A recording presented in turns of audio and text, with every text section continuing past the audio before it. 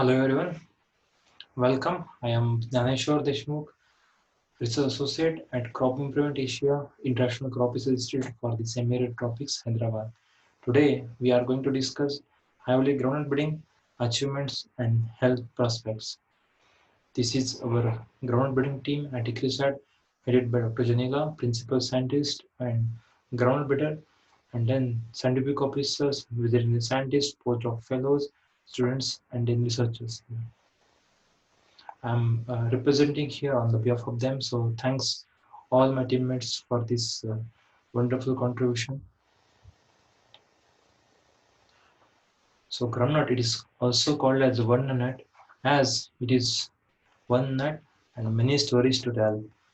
So one of the stories is George Washington Carver, whom I admire a lot for his motivational and inventional discovery, in which he has uh, deciphered as many as 300 different products of the groundnut.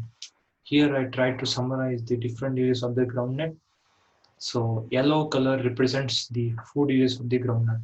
It's starting from the curries, the fried groundnut, oil, roasted, butter, salad, and so on.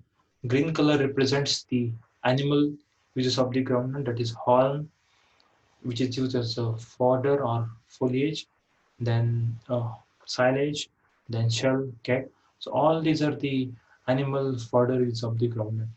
Then gray color represents the soil uses of the groundnut. So organic, as it is a very, uh, very uh, like bulky crop, it has got much residues which increases the organic carbon content. And then being a leguminous crop, it fixes the nitrogen as much as 80 kg per hectare. Blue color represents the industrial use of the groundnut, starting from the heavy metal lubricant, heavy metal absorbent to lubricant, paint, filler, and solvent industry. Groundnut is very nice blend with oil about 48%, protein about 25%, vitamins and minerals. And that's why it's wonder nut, as it is a blend of good amount of fatty acid, that is healthy fatty acids, and minerals and protein as well. If you look at the overview of groundnut production in India and in the world, so India is topmost in the production and then second in the productivity. And apart from India, groundnut is being grown in as many as 118 countries, covering 28.5 million hectare with annual production of about 45.9 million tons. If you look at the area and productivity of India, Gujarat is the topmost in area, covering 15.35 million hectare, 15.35 lakh hectare. And then if you look at the productivity of groundnut, then Tamil Nadu tops the yield, giving 2691 kg per hectare, and followed by the Rajasthan 2449 kg per hectare. There are quite few constant of groundnut production in India, mostly foliar fungal disease, that is lettuce spot and rust. Then water deficit stress, this occurs due to a lack of proper lack of irregular rainfall, erratic rainfall, and then terminal drought at flowering and harvest stage. Then there are quite few abiotic stresses, biotic and abiotic stresses. So biotic stresses, that is stem rot, collar rot, and peanut butter disease. They are also one of the constants in groundnut production in India. Well, oil quality in groundnut, being rich in oil, it has got as many as 13 fatty acids, of which 94% comprises of oleic acid, linoleic acid, palmitic acid, and stearic acid. So if you look at the range of these fatty acids in normal groundnut, so oleic acid contains 36.67%, linoleic acid is 15.43, palmitic acid is 8 to 10%, and stearic is 1 to 4. So here we can see the comparative profile of the groundnut and its counterpart, that is different oils. So if you look at regular groundnut, it has got almost equal amount of polyunsaturated fatty acids and monounsaturated fatty acids. But if we look at other fatty acid, then here we can see polyunsaturated fatty acid, that is linoleic acid, is much more in regular groundnut. Even though it is uh, polyunsaturated fatty acid, it is oxidative unstable, due to which it causes the rancidity. And then if you look at the high oleic groundnut, so you can see here, this is the high oleic groundnut, which has got more than 80% oleic acid content. So this is as good as olive oil. We can see here olive oil profile. Here we got about 75% of the oleic acid content in olive oil. So we can see this high oleic groundnut is as good as olive oil in terms of fatty acid profile.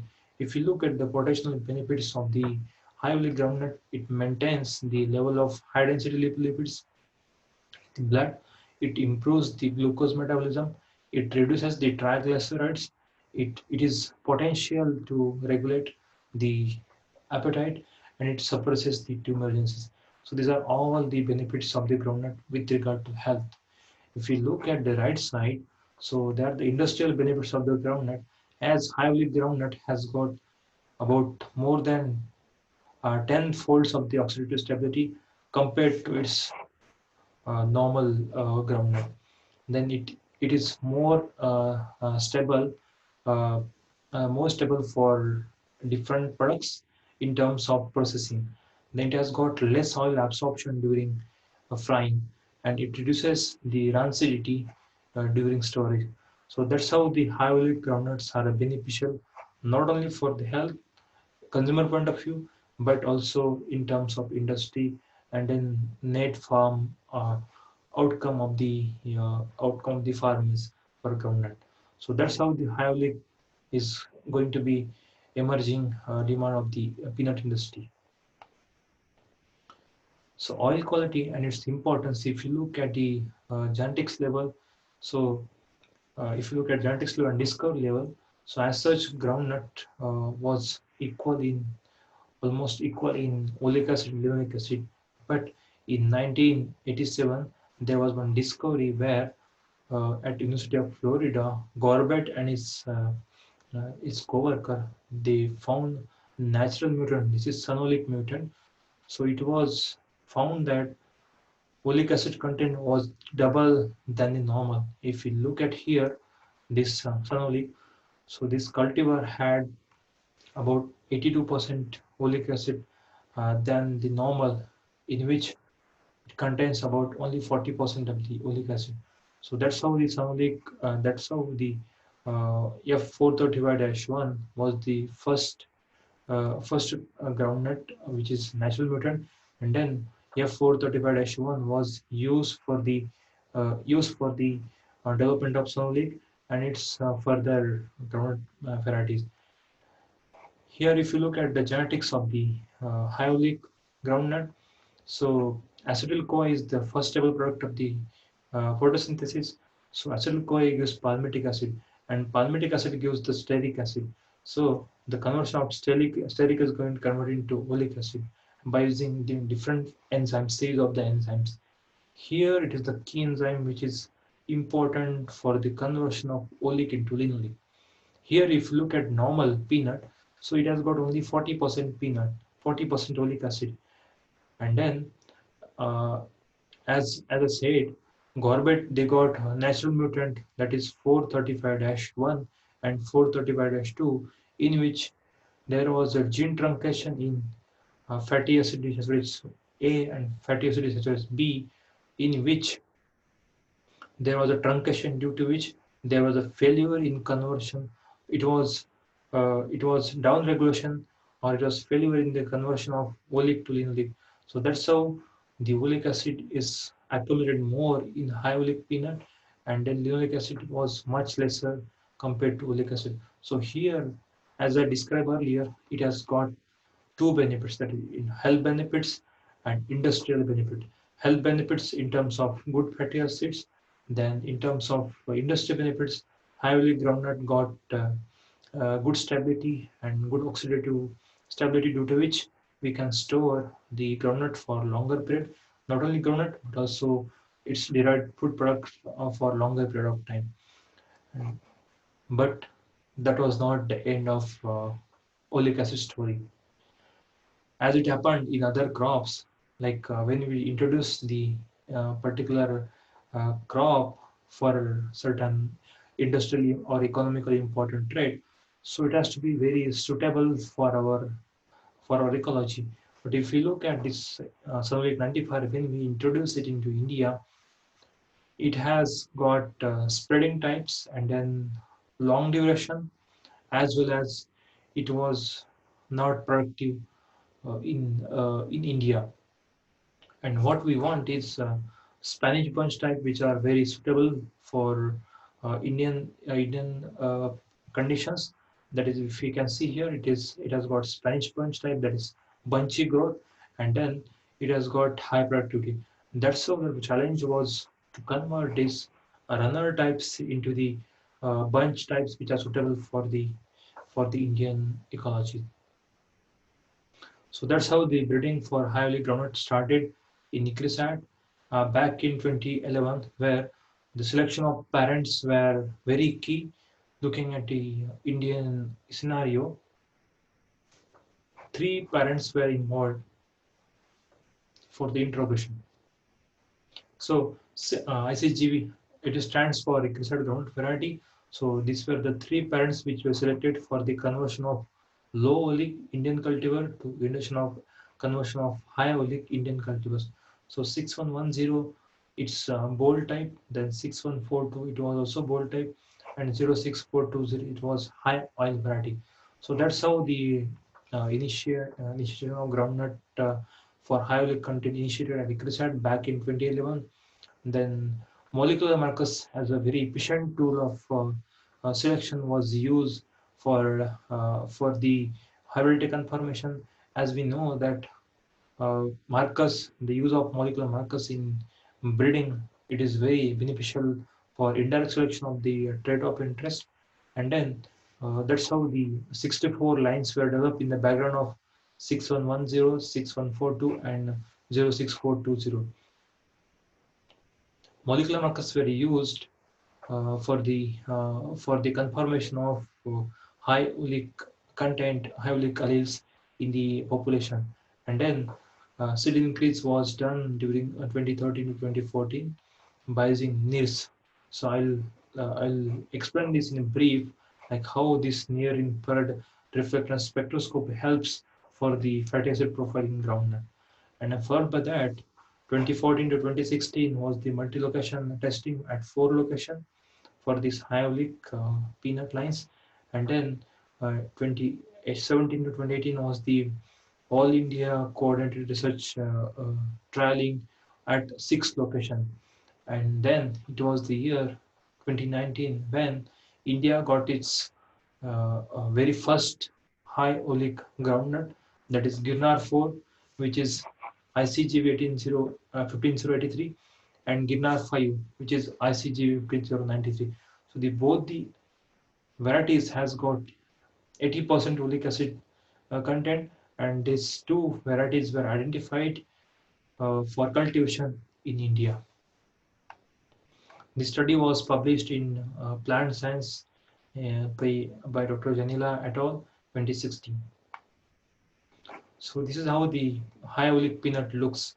So this is the Girnar 4 and Girnar 5, and this was the covering by the Hindu, then Times of India, down to Earth. So even though we produce, these two varieties were bred at ICRISAT, that was not the full stop for this high oleic breeding, because because uh, there is huge demand of high oleic peanuts, not only in terms of oil industry but confectionery industry. So what confectionery industry wants is like bigger kernel like this, as well as high oleic content. So for that, there has been attempt to to develop high oleic peanuts along with bold kernel size. So high oleic it was very important to combine high oleic with resistance to late spot and rust. As in my earlier slide, I explained that late spot and rust. I mentioned late spot and rust are the diseases which occurs in India, and then these two diseases, if come together, they reduces the pod and hull yield up to 70%. So these two diseases are very devastating, and then if we can see here how it makes impact. This is the susceptible cultivar called Kadri 6, which is a very popular cultivar in India, and this is from the resistant line. So this is how we can see if we bred the variety for resistant to late leaf spot and rust. So this is how it looks like. It will be beneficial for the farmers in terms of pod yield, and then farmers can get the haul, that is good quality of haul for their cattle feed. So that's how it is very important to breed the variety, not only for the quality purpose but also for the disease resistance. And as we know that genetic control of the disease resistance is very important, as it is the environment friendly and economically viable method of the controlling disease resistance. So this is a study published in latest publication of our group. It was in Frontiers in Genetics. So here we attempted the improvement of local cultivar called Kadri 6. So Kadri 6 very elite cultivar of the country, India, which covers about 46% of the 46% of the seed demand of the country. Still, it is susceptible for late spot and rust. So we tried to combine late spot and rust and highly contained in Kadri 6 variety. So what we did is we took Kadri 6 as the recipient parent, and then two varieties. So one is 15-33 as a high oleic variety, that is first generation high oleic groundnut variety, which has got 82% oleic acid content, and then we took 13193 as its foliar disease breeding line, which is resistant to late spot and rust. So these two lines we can see here, Kadri 6, it has got very attractive kernel, but it is susceptible for late spot and rust. And this is ground variety which is resistant to late spot and rust, and its variety is 15033. It is a high oleic breeding line. So here it is a farmer showing the produce of Kadri 6. We can see here it is susceptible to late spot and rust. So that's how we targeted this Kadri 6 to improve it for high oleic content and high oleic content and foliar disease resistance, that is late spot and rust. So it started with breeding back in 2016, where we crossed Kadri 6 with 13193, and then we got as many as 210 F1, which were grown in glasshouse for the generation advancement.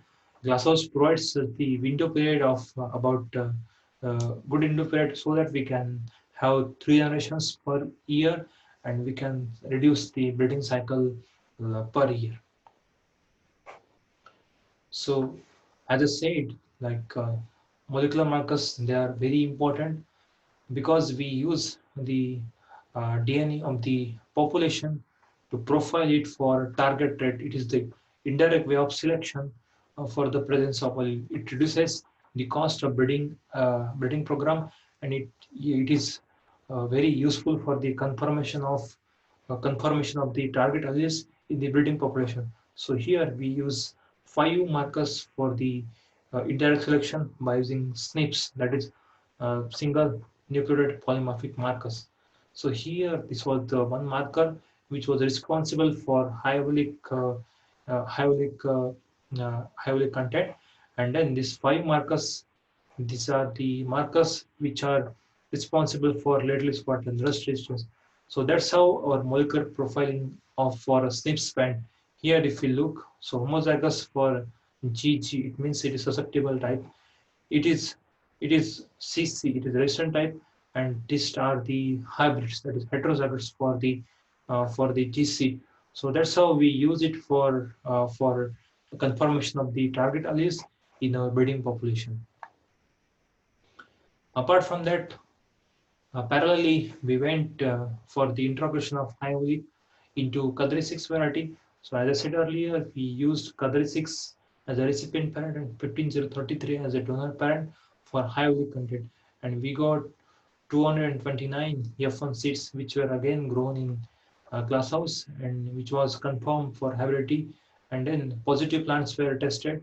And then once we got the F1s from one cross, that is foliar disease resistance cross, that is lettuce spot and dust, and once we got the population, that is F1 from high olic cross, so we intercross these two to get F1s with both the traits. The advantage of having this at early generation intercross is we can combine this both the target traits at very early stage of the breeding, so that we can backcross it and we can save the breeding time and resources in the breeding program. So to get that combination, we have to have huge quantity of the F1. So that's how we got 415. We produced 415 F1 plant, and then from which we could get as many as 16 different F2s with different combination. So in summary, this program went like this: Kadri 6 into 15033 and Kadri 6 into 13193. And then we got F1. F1s were intercross to get desirable allele combination in one line or one F1. And then F1s were backcrossed with Kadri 6 to get BC1 F1, and BC1 F1 were self to get BC1 F2. So that's how the program went.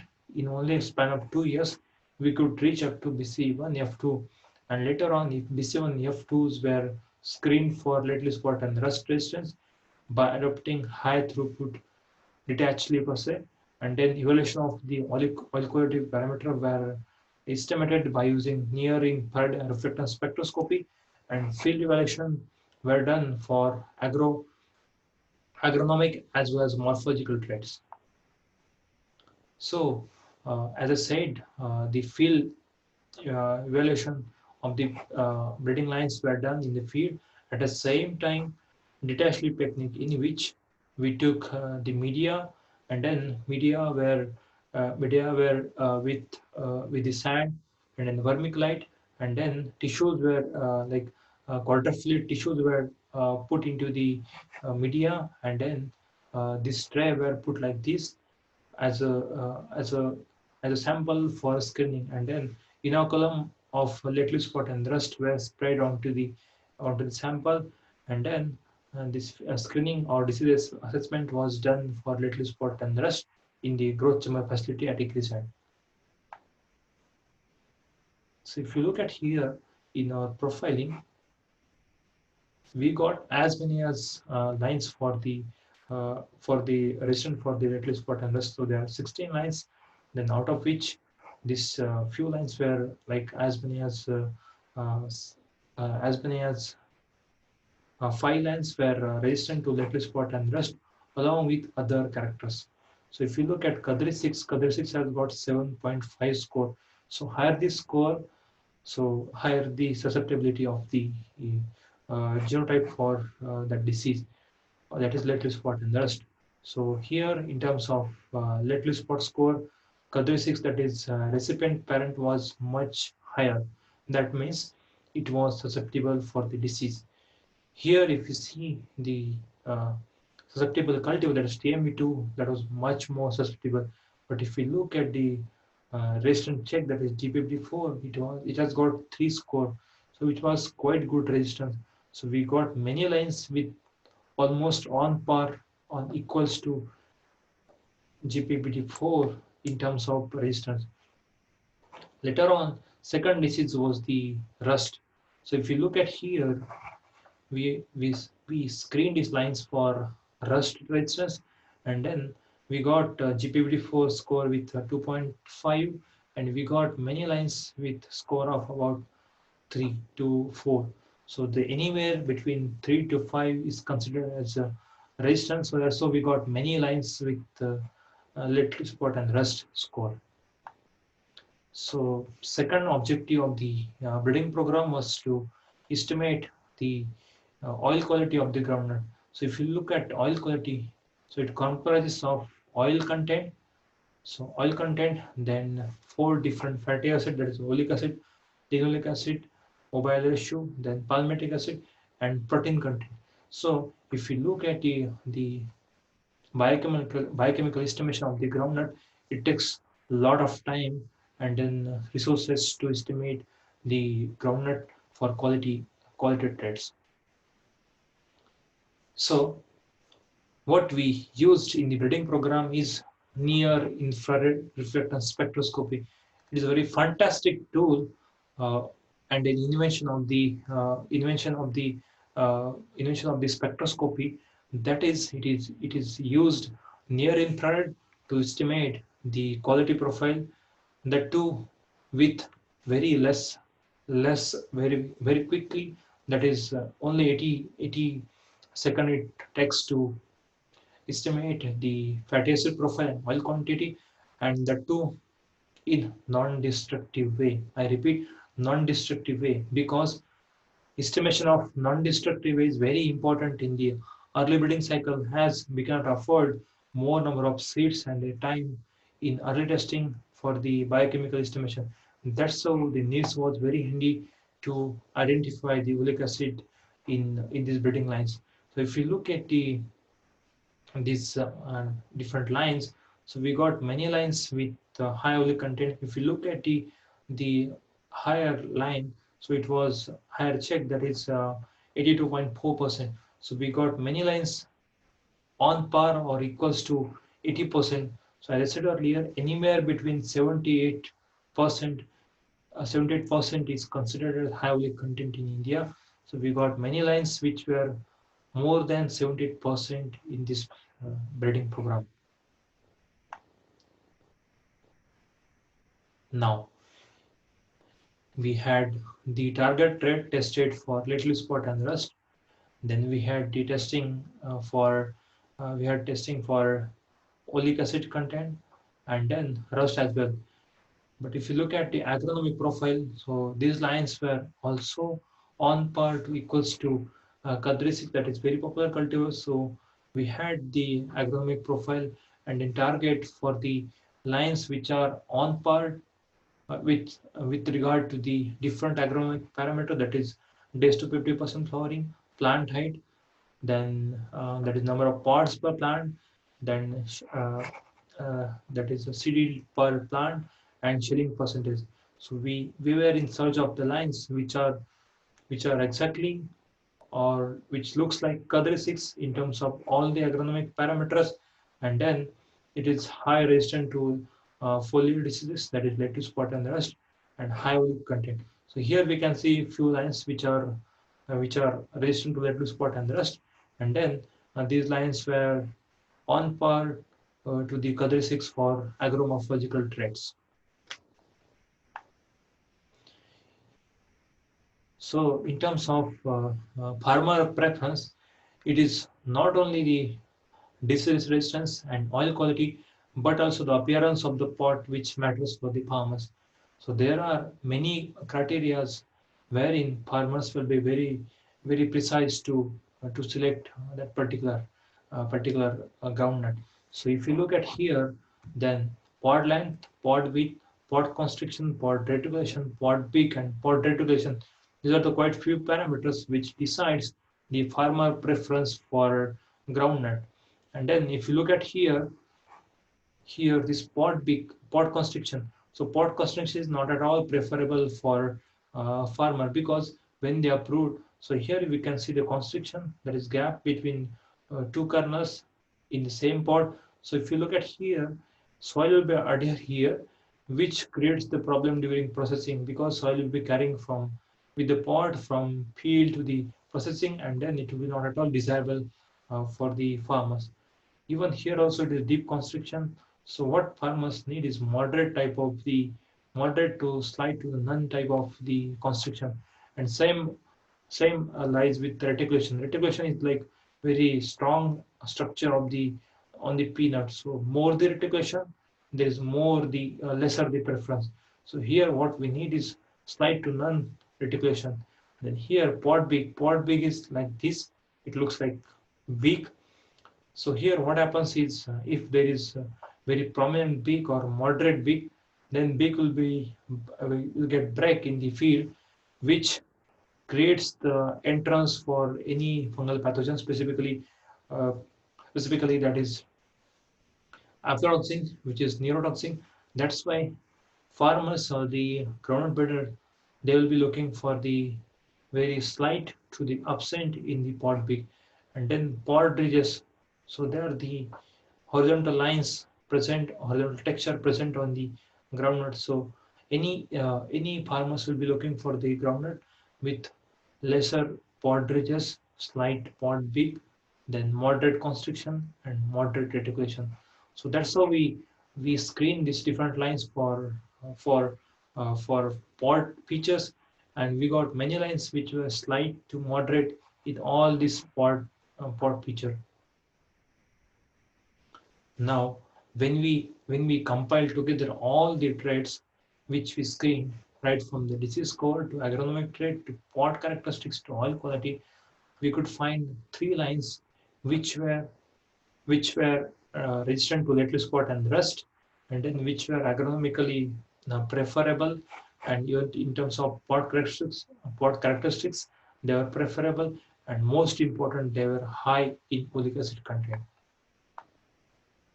And if you look at the reaction of these superior lines, so here we can see the recipient parent, which is popular cultivar. It has got very susceptible to the late leaf spot and rust.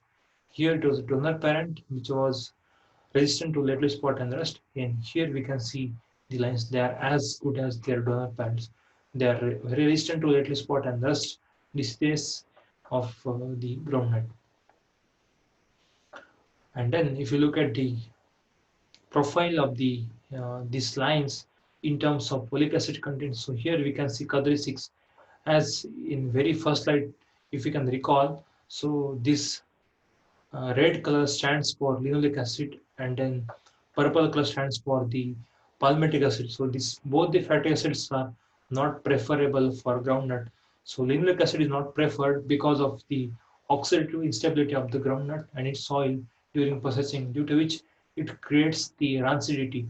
And here we can see this lesser amount of uh, palmitic and lesser amount of linoleic acid in the groundnut. But if you look at the superior lines, that is over these three lines, so they're as good as their parents, because if you can see here they were high in folic acid content and lesser in linoleic and palmitic acid content. And here, if you look at the protein and oil content, so Kadri 6 has got 49.55% oil content. So these lines were on par to superior with regard to the oil content. If you look at here, so line specifically 278 has got 54.93% oil content. So this can consider as a high oil groundnut in terms of oil content. So this has the combination of high oleic plus high oil content. And if you look at the features of the kernel features and pod feature of the groundnut, so this is the popular cultivar Kadri 6, which we wanted to improve it for late leaf spot and rust.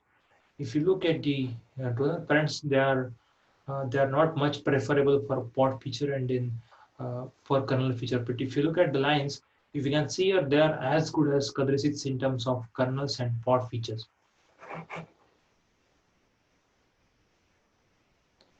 Apart from high oleic, so at Ticusat, we are breeding for short duration and high yielding varieties.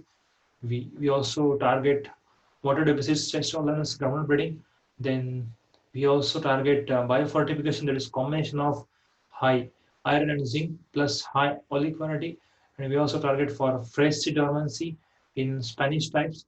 And we also target for seed size distribution. Seed size distribution in a sense like in India, there is huge demand for table purpose groundnut, that is bowl type groundnut for confectionery, especially if you look at different products such as salted peanut of many different brands. Then there is very huge demand of the bowl type peanut. So that's how we are looking for the bowl types groundnut. And this it has been must have traits in Indian continent because little spot and rust, they are the main constant of the groundnut. So we'll be focusing on the developing varieties resistant to little spot and rust, and we'll also focus on stem rot and collar rot resistant. Among abiotic stress, heat stress, salinity, and then drought is also one of the focus. So if you look at the ground variety developed and released from developed at ICRISAT and released by different partners. So in India, ICRISAT has been the source for direct release of 29 varieties. They are resistant to little spot rust, drought tolerant, qualities such as confectionery, high oleic and high oil and flaccid dormancy. And then in Bangladesh, ICRISAT has provided the base for 6 varieties which are already released. In Myanmar, 7 varieties has been released, and then in Vietnam, 2 varieties were released uh, back in uh, back in late 90s. So it is very important to have the generation advancement in very lesser time. So if you look at different season, so it takes minimum of 7 to 8 years to come up with the variety. So there are few intervention, that is operational practices, which we can use for the operational as operational practices for rapid generation advancement. So here what we did is we try to take a seed chip instead of a leaf chip. So what we use is here seed as a sample for the genotyping. If you can see here, so seed from the posterior end were cut from the posterior end, and it was used as sample for the genotyping. Here we use a seed box, that is a fabric like a fiber seed box, which was used for keeping the identity as similar as its like DNA plate, and then uh, it was used for the profiling of the high oleic content.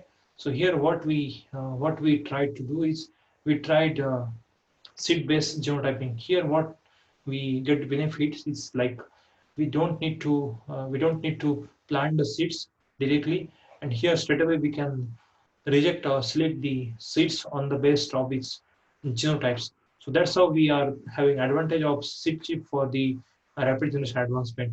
Apart from this, we got one operational intervention, that is sprouted use of sprouted seeds.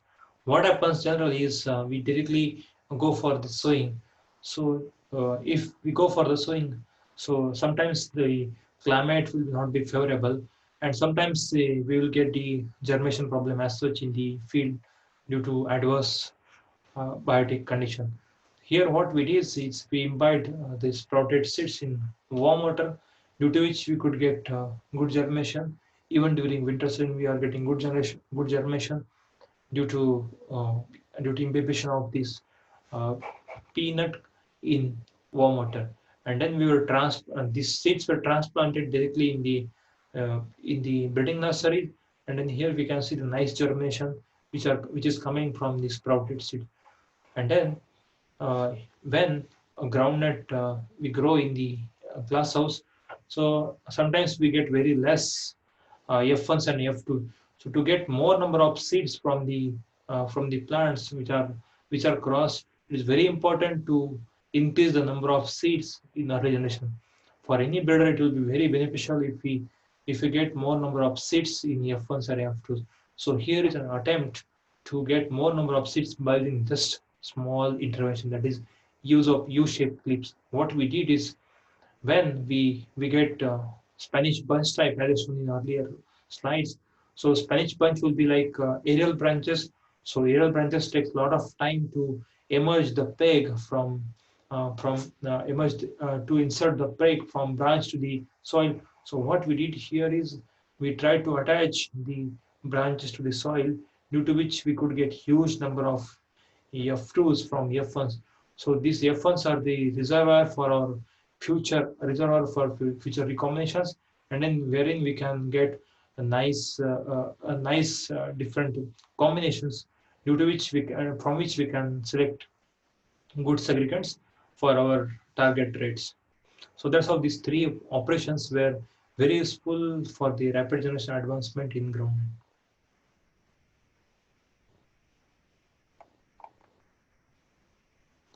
I'm thankful to the Palm Learner team for providing me this platform.